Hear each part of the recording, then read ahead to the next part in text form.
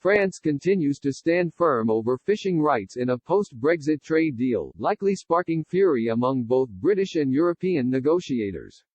French Minister Delegate for Foreign Trade, Franck Risseter, has reiterated France's position on fisheries. The politician said the EU did not want to secure a post-Brexit trade deal with the UK at any cost, and highlighted areas the bloc must stand firm on. Speaking on C News this morning, Mr. Risseter said, "Yes, we want a deal with the British, but not at any cost. We don't want the UK to become a platform for re-exporting Chinese products, for example. We must guarantee the rule of origin, fair competition with the British to avoid dumping and state aid. We must guarantee governance between the EU and the UK, and we must make sure our fishermen continue to have access to British waters." Fishing is a major stumbling block in the current trade talks, which resumed this week after Boris Johnson walked away from the negotiations last Friday, stating the EU was unwilling to make any compromises. Currently, European fishermen follow fishing quotas drawn up by the EU, which determine the percentage share of fishing stocks linked to their exclusive economic zones on a yearly basis. Britain wants a new system introduced once the country has finally cut ties with the bloc, which allows UK fishermen greater control over British waters.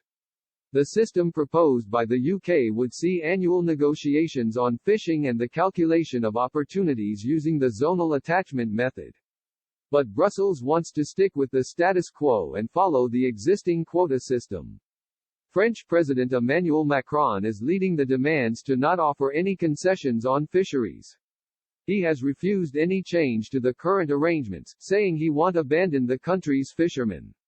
The tough stance has long infuriated British negotiators, but today it appears Mr. Macron is preparing for a climb-down on his hardline demands for access to British waters.